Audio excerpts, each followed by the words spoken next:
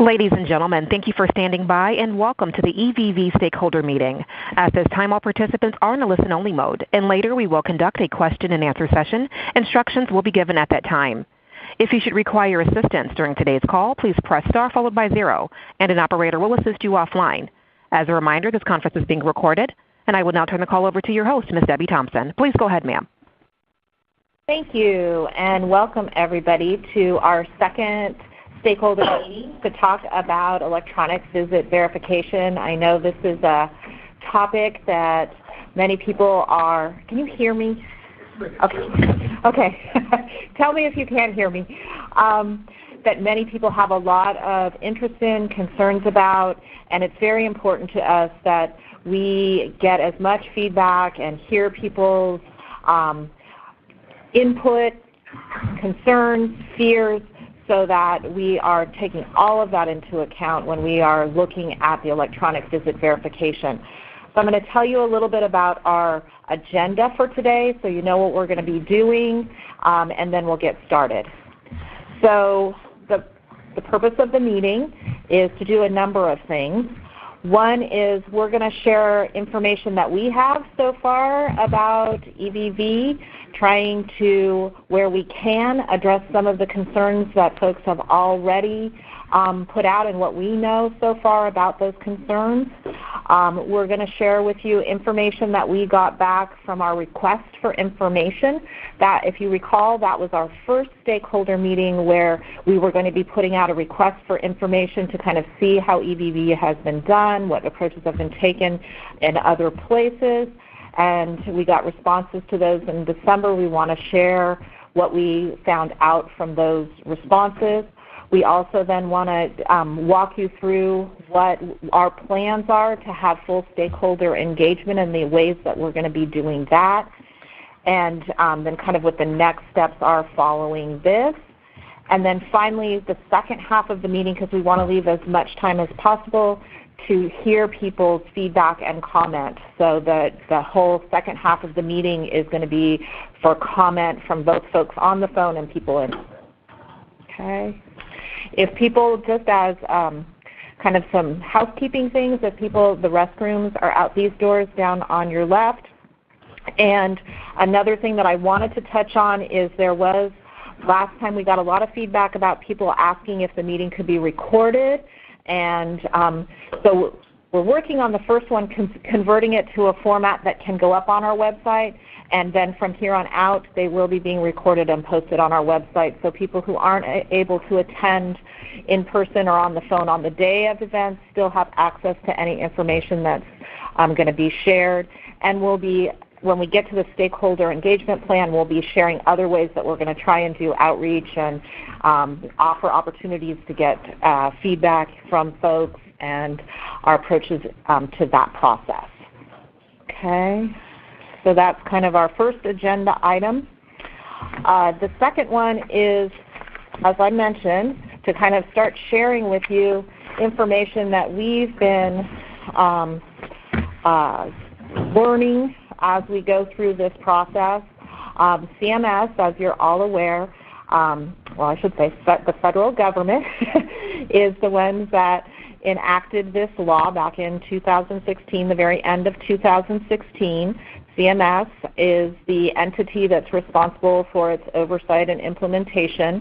We haven't gotten any further formal direction from them, but they've done some webinars and information in that way that we've listened to, trying to find out what we can and understand what they're going to be requiring with EVV, and trying to, for ourselves as well as for all of you, really understand the things that people have the most fear about and concerns about.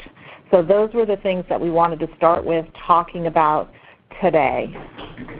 So the first item that I'm going to talk about is, as people are probably aware, the implementation time frame for the providers who are doing personal care services, the largest group in California being in-home supportive services providers, That implementation by the statute is scheduled to be January of 2019. So what I want to say about that from a state perspective is that the other portion of the statute requires stakeholder engagement and creating a process that's going to be least cumbersome to people. And so the reality is that here in California, we are a huge program. We have the most individuals doing these types of services than the rest of the nation total. And so it's very important to us that we do a thorough process with stakeholders and listen to people and really do look at a way to make processes as simple as possible. And knowing that, we know that we're not going to be done by January of 2019, and so we will be working with CMS for purposes of a good faith effort extension to our penalties, and we'll be working through this process in what we believe to be the appropriate pace and way, and we will determine timeline as we get our information and know what the best approach is. For the people on the phone, can you introduce yourself so the folks know? I am so sorry. I just started right out. Debbie Thompson, and I am the Deputy Director over Adult Programs for the Department of Social Services, and we oversee the In-Home Supportive Services program. And I'm going to have the other folks at the table also introduce themselves. Hi, everybody. I'm Sarah Eberhardt-Rios. Is this on? Yeah. How about now? How about now? Yeah. Hi. Third time's the charm. I'm Sarah Eberhardt-Rios with the Department of Healthcare Services. Hi, I'm Kim Rutledge. I'm the Branch Chief for Policy and Quality Assurance for Adult Programs, IHSS at CDSS. And I'm at the other bookend of the Sarah's, Sarah Dion from the Office of Systems Integration. I'm the Director over the CMIPS project, so the CMIPS system. For those of you who may not be aware, CMIPS is the In-Home Supportive Services Automated System. Okay? So I'm going to jump back in, unless I forgot to do something else that was important. Silence your cell phones, be sure. Oh, someone was saying to remind folks that if you are calling in to put yourselves on mute, not hold, because if you put yourself on hold, we'll hear music, so that there isn't background noise. And so far it seems that everything's going fine. The second point that I wanted to reassure people about is that we have been hearing some feedback that people weren't feeling like they were being engaged enough, particularly our program recipients and providers. And so, as I mentioned, one of the agenda items for today is we are going to be going through our stakeholder engagement plan to share with you the ways that we intend to do outreach and hear from everyone. I think part of why people were feeling anxious about that is it was seeming like it had been a while since we last talked, but in truth, what was going on during that period was we had just gotten those requests for information responses back, and we were reviewing them, looking at them, and our next step was to do this, to come back here and share with people what we learned from that. And a part of it seeming like it's been a while is we're trying not to rush this process and trying to do a good job of looking at things and sharing information that we know and just doing things a step at a time. The next piece that I want to talk about is on our first stakeholder call, a lot of the feedback that we got in a concern area was people being worried that EVV meant that they would have to be receiving all services in their home and would be basically homebound or have to only be in their home when they were receiving IHSS or any other personal care service. I need to reassure people that that is not the case. Both, we've actually heard this from CMS as well as the state intent. CMS does not see this as requiring people to be in their homes to receive services, and it is certainly not the intent of the state that this change in any way where people receive their IHSS services from where they receive them today. So if people were in the community going to the doctors or whatever they needed to do out in the community and their provider was with them there to provide services, that's where the service would occur.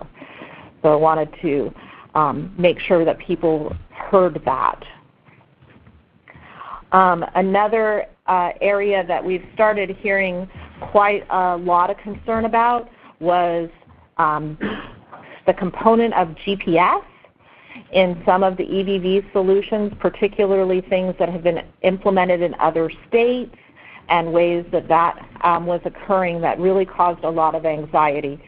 So firstly, let me say that utilizing GPS is not a requirement of EVV and is not the approach that the state is looking at for meeting the requirement of identifying the location of service. Okay. So there is a requirement in the EVV statute that says that you identify the location of where service was received, but that does not have to be determined through utilizing GPS. Okay. So wanted to touch on that. There was some questions around type of service is one of the requirements, type of service being provided to be captured.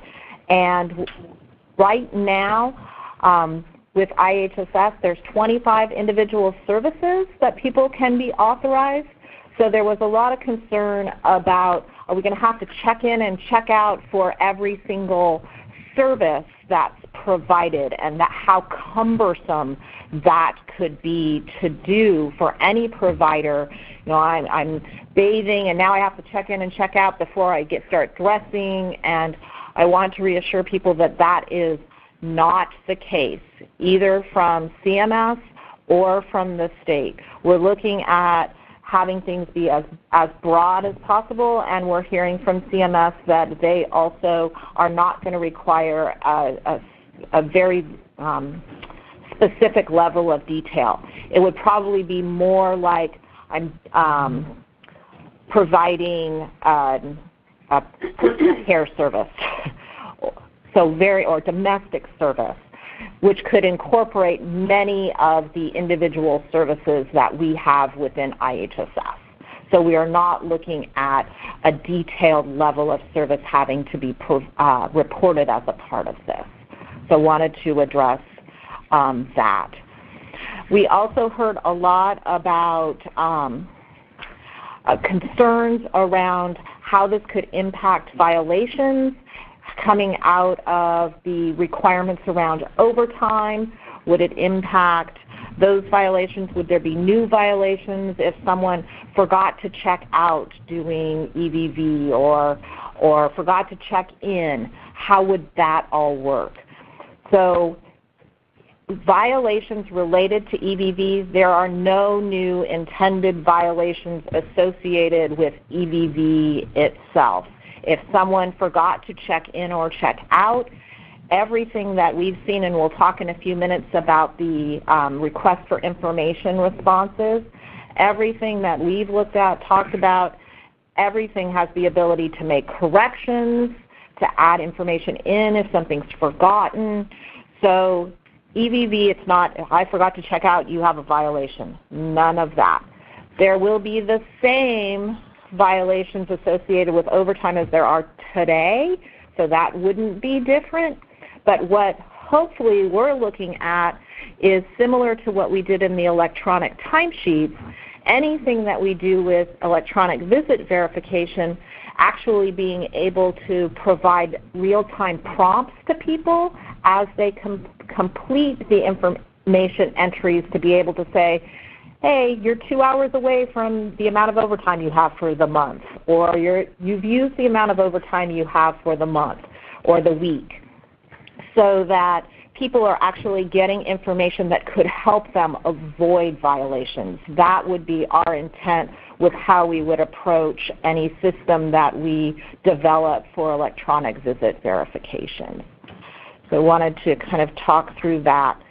I know there was also, you're confused? That was very confusing.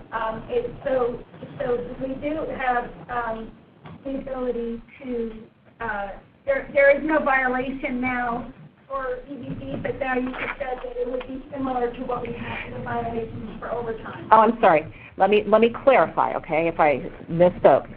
No new violations associated with electronic visit verification.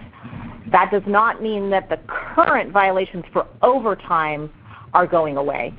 Those are still the same as they are today. And what you're looking at is implementing a tickler system so that people can be informed in advance. That's correct. So that same kind of tickler system would exist for EVV. Oh, you have 2 hours left on your shift, you better get in the shower now? No, what it would be about is when someone is entering the time that they worked, it would let them know, so far for the week you've used this much overtime. Yes. The intent is to try and help people have awareness of how much overtime they've used for the week or for the month. Okay. Repeat the question for the telephone people. Will do. Thank you. He's giving me great tips. I appreciate that. I will repeat the question for the telephone people. The one that I was just asked was that the individual felt like what I said was confusing about violations and violations with EVV and then what I was speaking about with overtime violations. So that's what I had been clarifying. So no new violations associated with EVV. We would look to any EVV system that we developed to provide support to providers as they complete time reporting to give them information about where they are in relationship to overtime hours. Did I clarify it well? You're good? Okay. Another area that was some discussion about was hiring and retaining providers and having this be another element that providers have to do on top of all of the work that they already perform. Hopefully with some of how I've described our approach, it reduces some of those concerns. And let me reiterate that it's really important to us as we develop anything that we're going to be doing around EVV. We want to continue to hear from all of you about what makes it as simple and least cumbersome as possible in utilizing it, and taking that into account as a part of our design and development ongoingly. Some of you may have been involved when we were developing the electronic timesheet new tool that we rolled out, and we had recipients and providers actually come in as we were developing it and play with it and touch it and tell us what worked and what didn't work and what we should design. We would want to use a similar approach to this. In addition to that, I also want to talk about the fact that we're looking at, and when we did our request for information, we asked all of the vendors to respond to, we don't only want one way to do EVV. There needs to be multiple approaches that will meet a variety of people's needs, meaning, yeah, an online app could work for some people. Other people may need it to be just a regular telephone that I can call. Other people may want to go online or on their cell phone.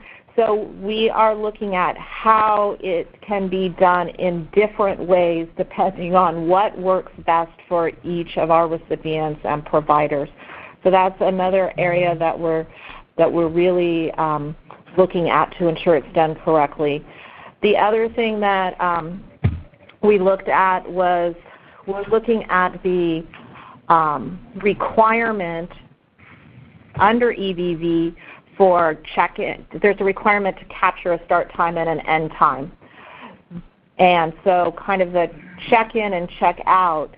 Right now, from what we know and what we have thus far for CMS, it doesn't look as if check-in and check-out, while there has to be a time for that, it may not have to be in real time.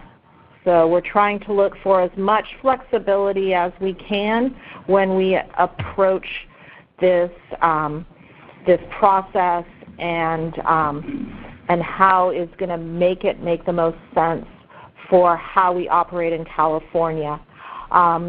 One of the things that we also said to all of the vendors with the RFI was we have to have the ability, because some people work multiple times a day. Maybe I work for one recipient morning and then come back in the evening, or I work for multiple recipients during a day. So everything that we looked at had the flexibility to allow people to check in and out multiple times a day if that's the way that they are doing work. But again, not by individual 25 services in and out per day, but I'm going to work for you in the morning and then I'm going to come back in the evening, or I'm going to work for one person in the morning and then go to someone else's house in the afternoon. That kind of ability to capture begin and end times for those situations was available. So I'm going to check in for a second. Do we want to take comment with starting right now, or do you want me to talk about the RFI a little bit and what we learned from that and then do the comment on the whole thing? Preferences? Could you clarify one? Marty Omoto, CECAN, on the opening you mentioned about this delay in implementation, which we don't know about, and that the state will be making a good, working with the Centers on Medicare and Medicaid Services that would demonstrate that California is making a good faith effort, and therefore there should be an extension of time. So the question is, when you refer to a penalty, does that mean to not get the penalty? Correct. And then the second part of that is there a time frame that the state has at this point in time? So I'm going to repeat your question because they reminded me that I needed to do that for the people on the phone. So Marty's first question was around the implementation time frame that I brought up originally, and that we were going to be working with CMS around extension of that time frame, and that is to not give us a penalty because we're making a good faith effort, and that's correct. And the second part of your question was, do we have some kind of a time frame that we're looking at? Not yet, because we're not sure yet what the approach is going to be. That's today's discussion, to kind of share what we learned from the RFI, get people's input and thoughts, and then we'll start doing some more work on what is the next step in our approach here. Once we have an approach, we'll be able to figure out a timeline better. And the third part of that question is, will you, meaning the state, talk with stakeholders like us here in this room and outside this room about a proposed date before you negotiate that with CMS? So I think what we're talking to CMS about is to just give us an extension. We'll take as long as they'll give us. And then as far as coming up with the whole approach strategy and its timeline, that's something we would be sharing with stakeholders, yes. Appreciate that. Thank you. Yes. So I'm going to say that I think we're doing comments now, and then we'll talk about the RFI and then do another comment period. So I want to take some in the room, and then we'll take some on the phone too. So our next person. Michelle Rousey. My question is, you were talking about block times of where they would check in and out for service. What I'm concerned about is those people who have a lot of hours for, and especially for those families who live in where they have max hours, that check in and check out is going to be cumbersome, especially if they have one or more consumers in the same household. I think EVV period is going to be cumbersome. I think checking in and out for services 2 or 3 times a day is going to be very cumbersome especially for somebody like me where my services are scattered because I don't have full services. Thank you.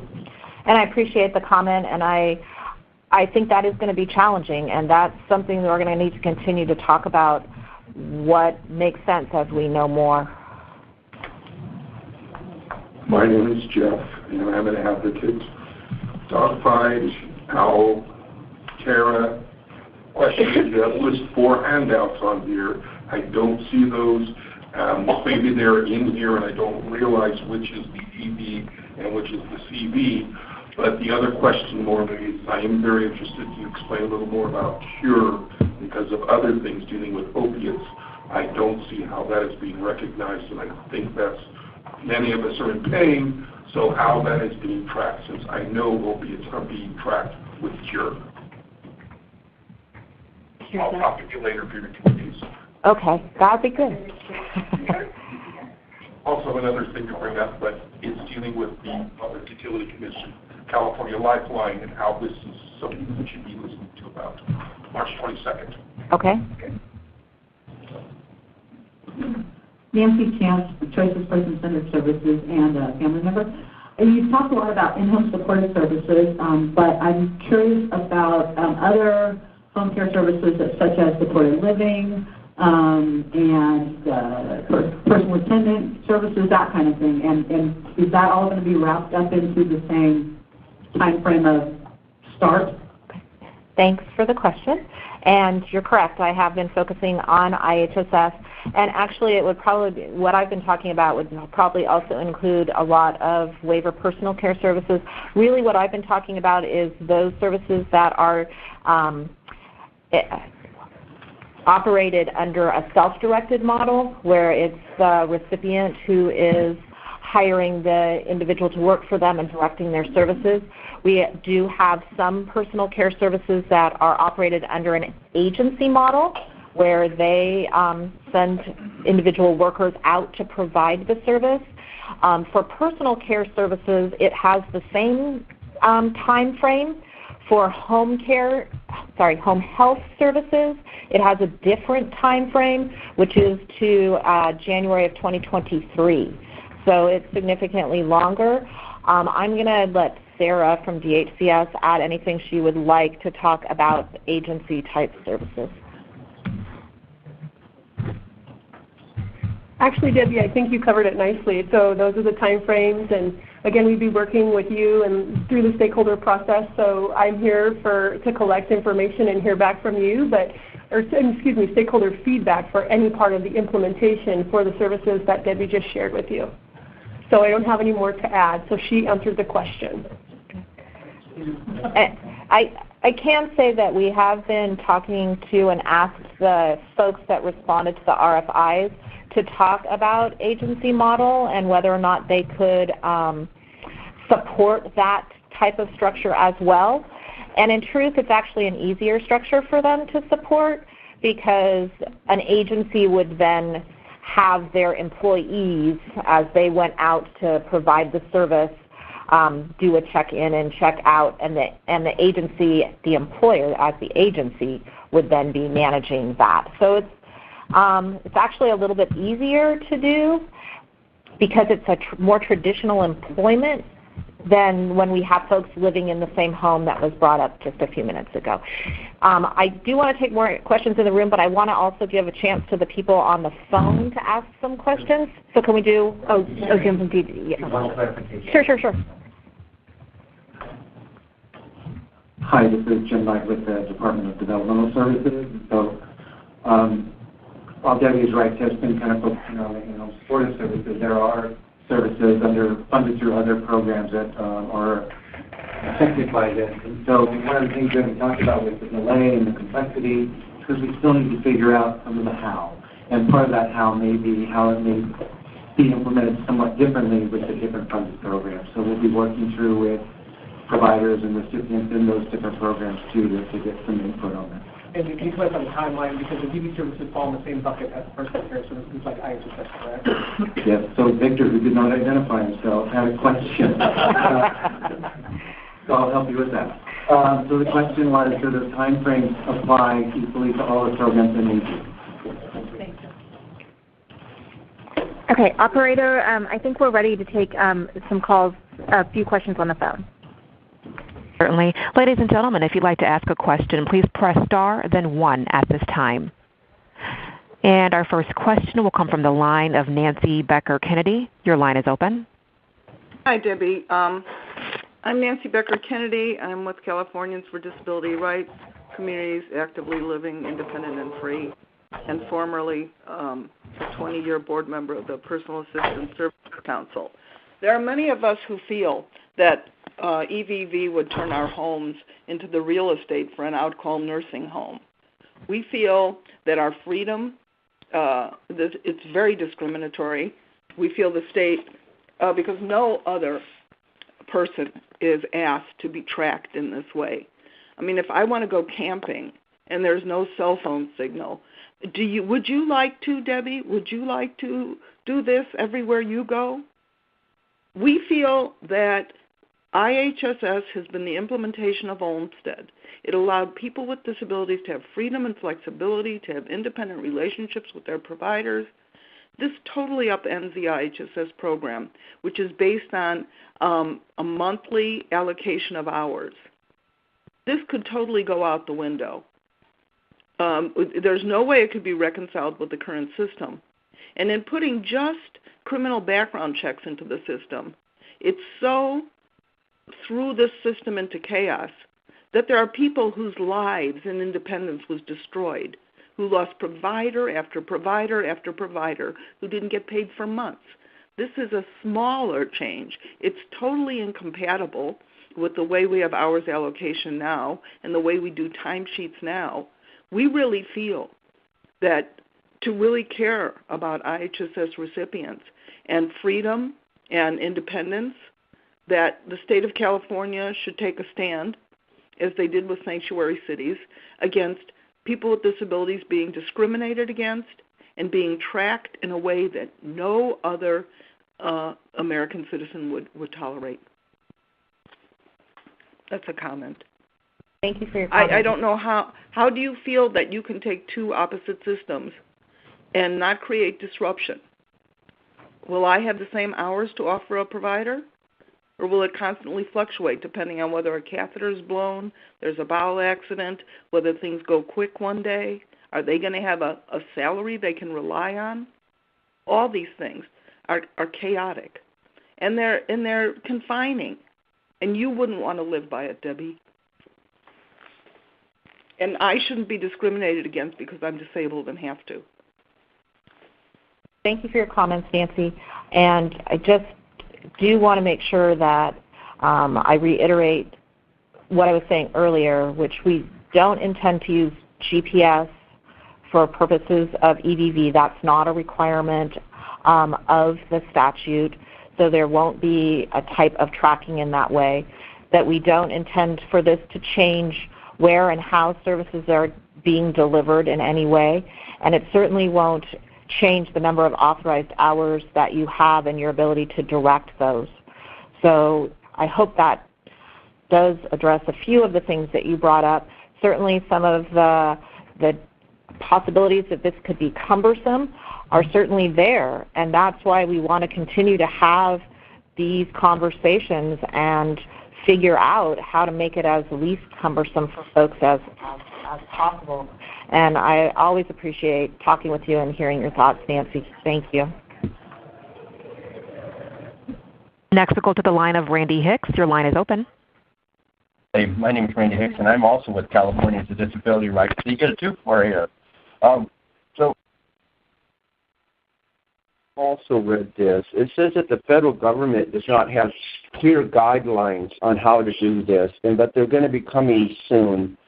Wouldn't that also have to delay it if we don't have clear guidance from the federal government about how to implement this particular service? And also, doesn't this get in the way with any state regulations that we've already had, or are they going to usurp those state regulations that we already have about IHSS? Thank you. Thank you for your comment. And while CMS has said they're going to give some additional information or guidance, they already have the current statute that directs us to implement within a time frame. One of the things that is a benefit to not having more guidance is we may have more flexibility to interpret and do things in a way that we think can be the best fit for California. And you asked me one other thing. Oh, regulations. Sorry, California regulations. It shouldn't be changing the regulations to the program as far as anything to do with our services, how they're authorized, how they're assessed, how things are delivered from that side.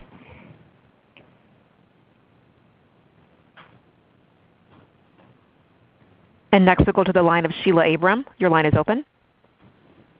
Hi, can you hear me? Yes.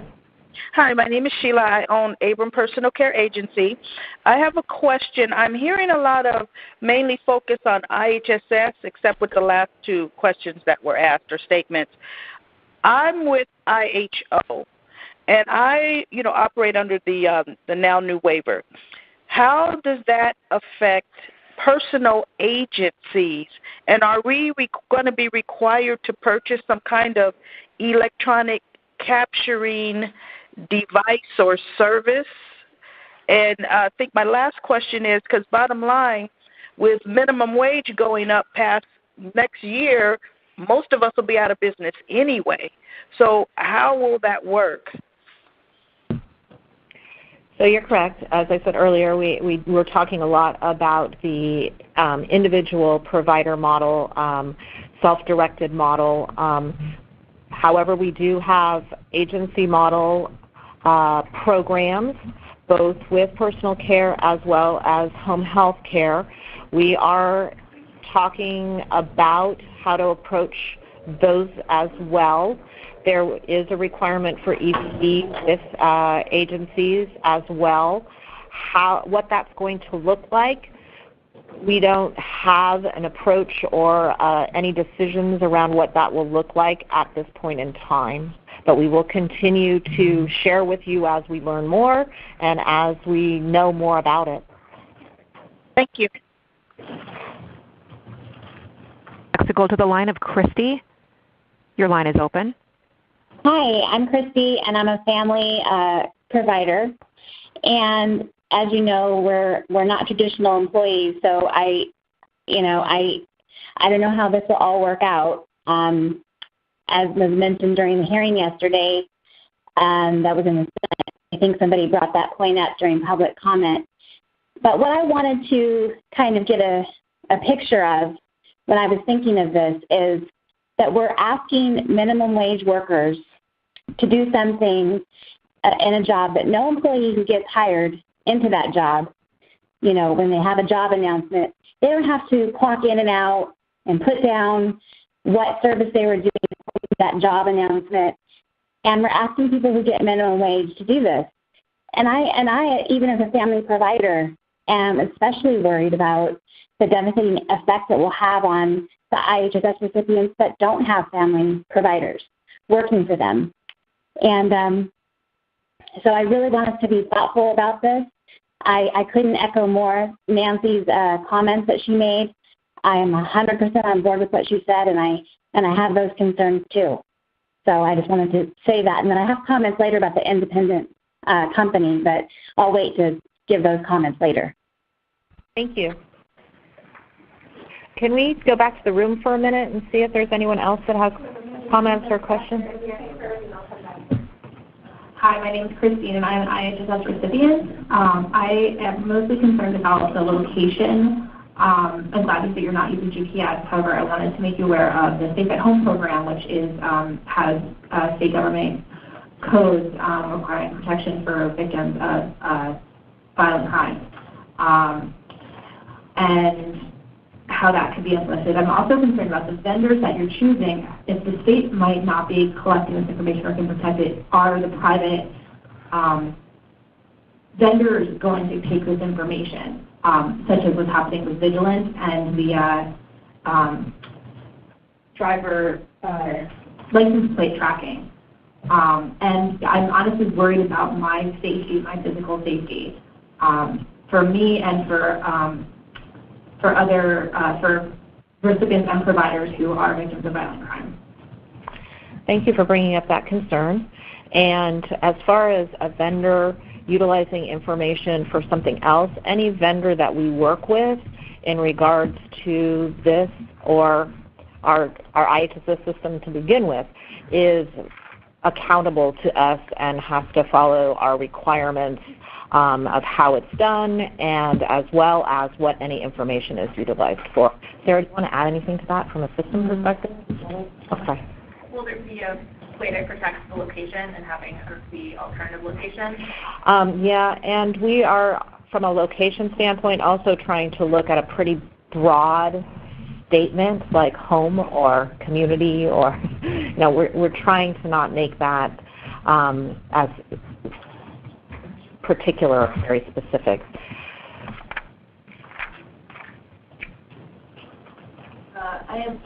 My name is Melissa Shaw, and I'm from the South Community Coalition. And I'm not sure. Anyway, I'm sorry. I have two questions. One is in regards to location.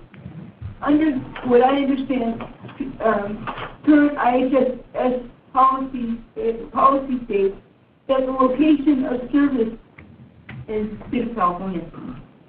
So it's pretty broad. So I was wondering if PDSS is potentially working in keeping location services as broad as the State of California, because we don't have, currently, under current policy, we notify our social workers if we go out of the state. Otherwise, it's presumed and it's that all services are within the state.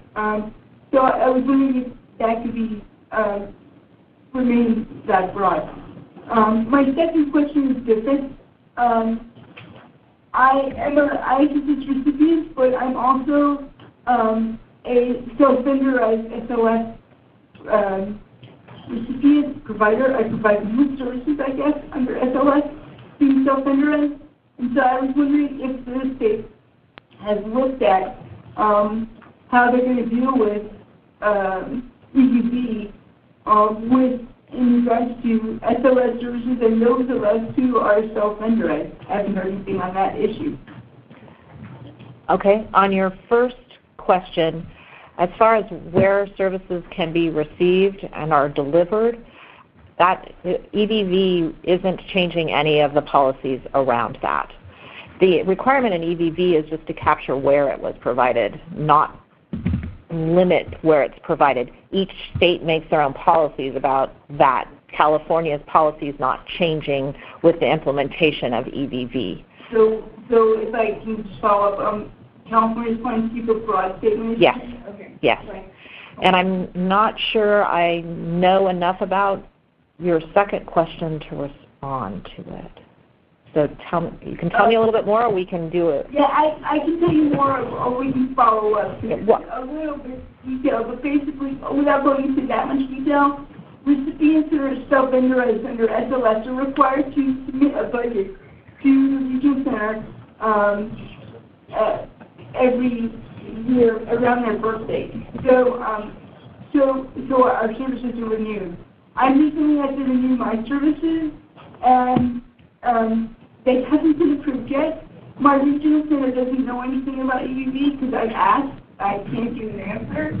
And so I know I'm seeking to renew my budget for 2018 through 2019. And I'm wondering, as a self-vendorized recipient, if I'm going to be required to do anything different than I do now. I'm going to make an assumption of no, but I'm going to look at, did Jim Knight walk out? Maybe he can. Try to leave.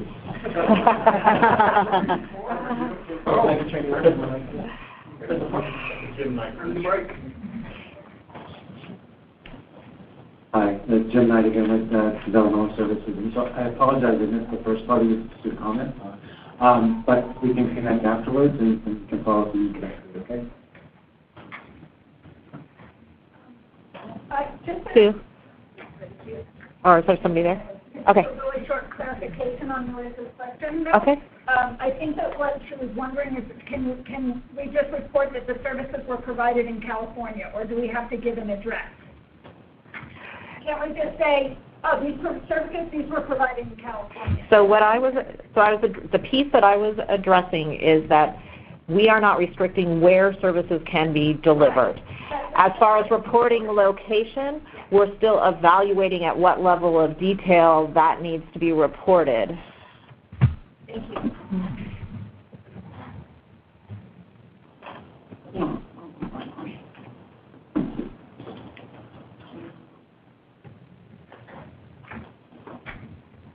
This is Connie Arnold, a disability rights advocate. I have several concerns, and I'm just going to share this. I'm an advanced pay recipient.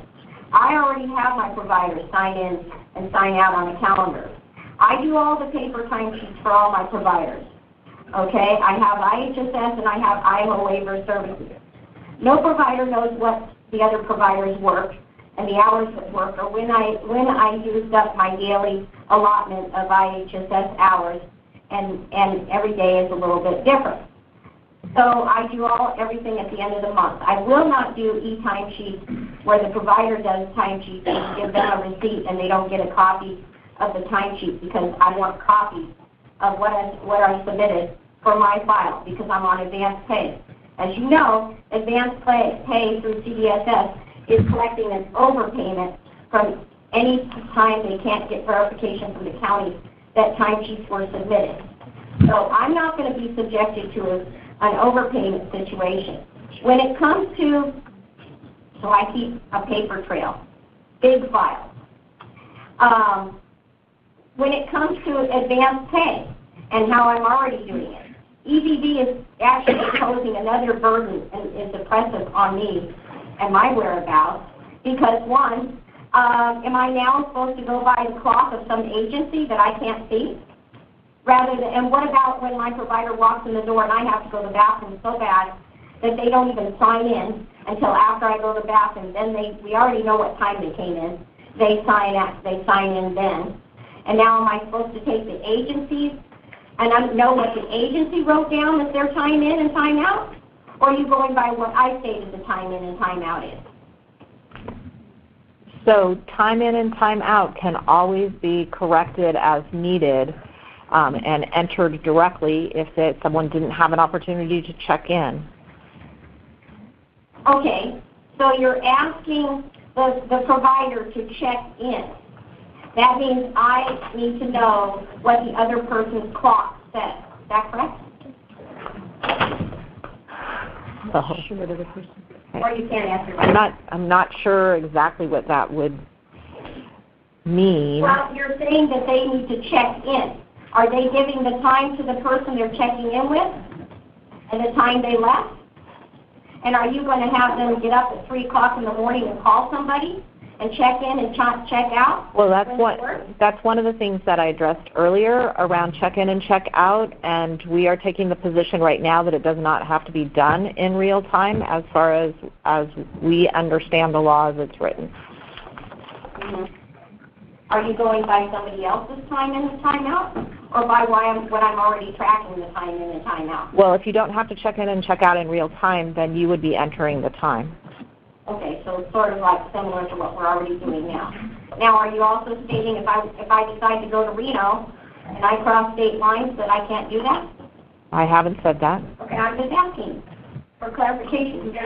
The rule. Wherever we go, whatever we do. So one of the things that I said a number of times, and I want to make sure people are hearing it, is that we are not using GPS as a part of the California solution for EVV. So we're not tracking where you're going at all. But you want to know my location. The rule. You want to know if I'm at home, right? No, I don't need to know where you are. The provider, as a part of one of the requirements of EVV, is location of where the service was delivered. How specific that needs to be is still something that we're working to determine.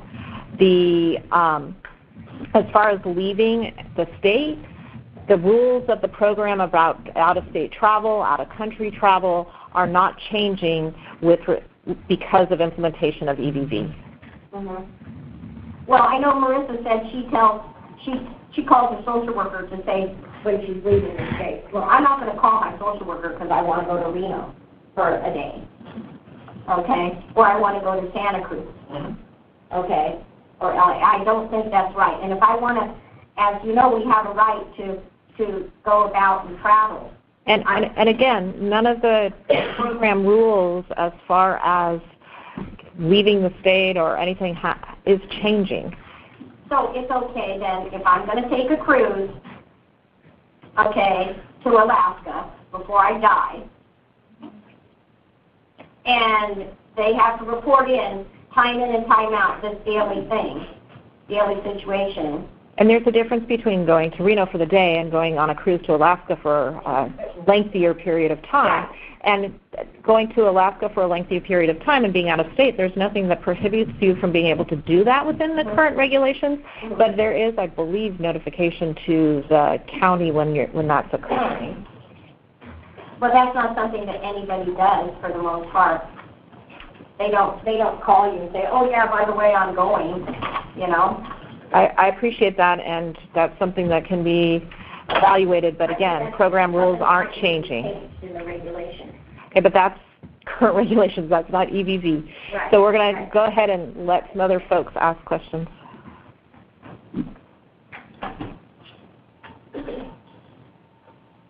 Hi, I'm Brandy Wolf. I'm the Policy Director with SEIU Local 2015. I think you might have touched on this, Debbie, but I just want to make it clear because there's been some questions from some of our members around already having to fill out their paper timesheets or doing ETS and having EVV be an additional step in the process for transparency for folks in the room.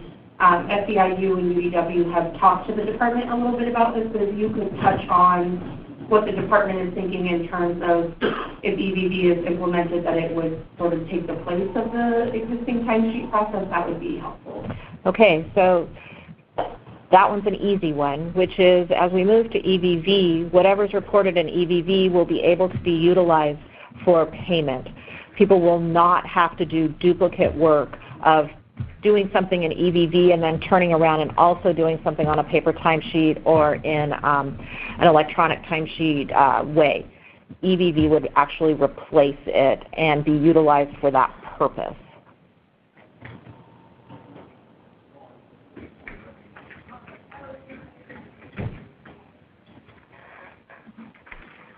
Yes, Connie Barker, IHSS provider and SEIU 2015 member. I am a family care provider. I care for my spouse.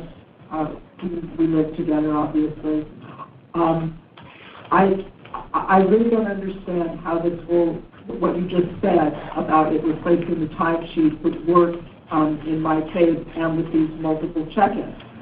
I have no domestic service hours. We do have personal service and paramedical service.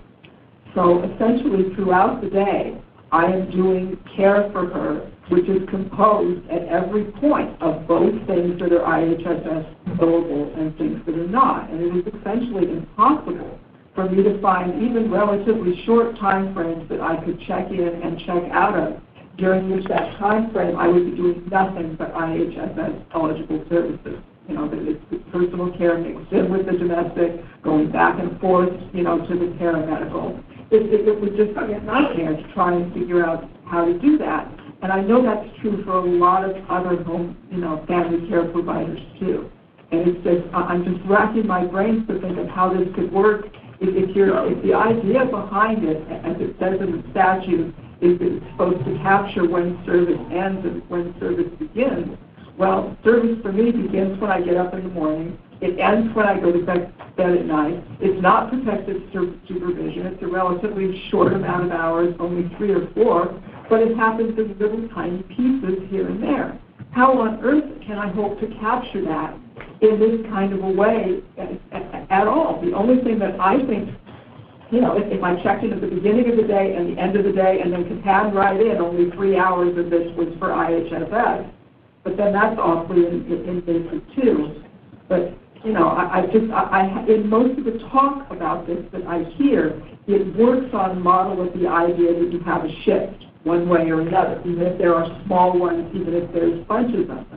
But for family service providers, often that is really not the case. There is nothing even in little increments that we can identify as a shift, and I'm wondering what your thinking has been, or if there has been any communication with CMS about that problem.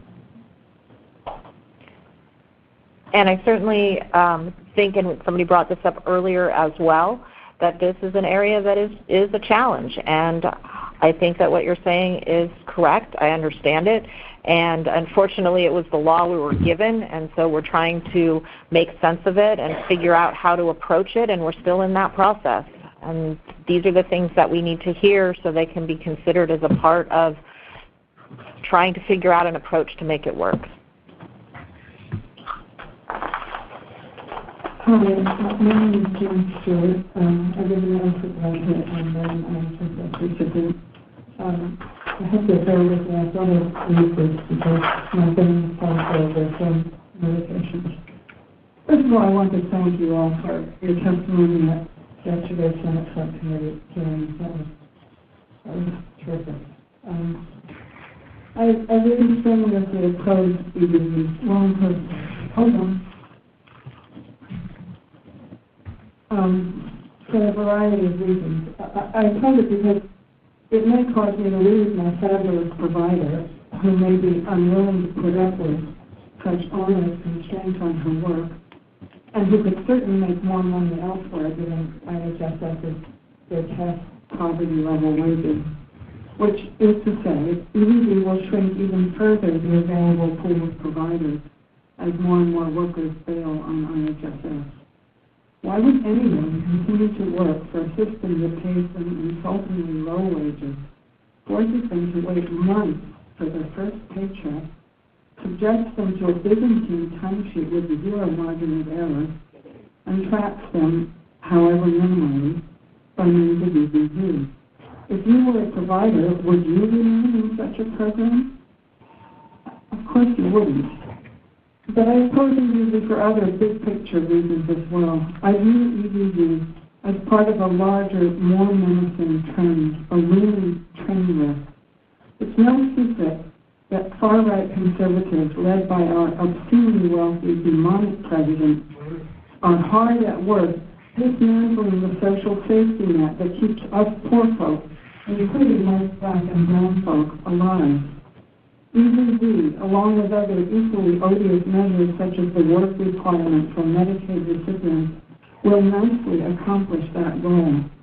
While the Trump machine plots ever more ways to reduce us all to radioactive ashes with his plan to modernize and rebuild the U.S. nuclear arsenal to the tune of $1.2 trillion, here we are, scrambling for crumbs, while the underpaid, hard-working folks who keep our social programs running desperately try to hang on to vanishing jobs. I suspect most of you don't particularly like EVV. It will mean more work for you, more headaches, and it will cast you unfairly as the bad guys, since EVV enforcement will be down to you. The cost of implementation will probably exceed the penalties for non-compliance, at least in the first year, as staff will require training in technological devices which will inevitably break down and require replacement. Several subsidies won't be enough to cover the additional expenses. I anticipate you'll be wringing your hands and shaking your fists toward Washington. Is this the future of IHSS that you envision? Is this the work environment you want for yourselves? You know what's the right thing to do. I know you know because of your testimony before the Senate Budget Subcommittee yesterday, for which I profoundly thank you. You've created a little breathing space for all of us, including yourselves. But sooner or later, one way or another, you'll have to act. Here's the thing. You stand at a pivotal moment in history.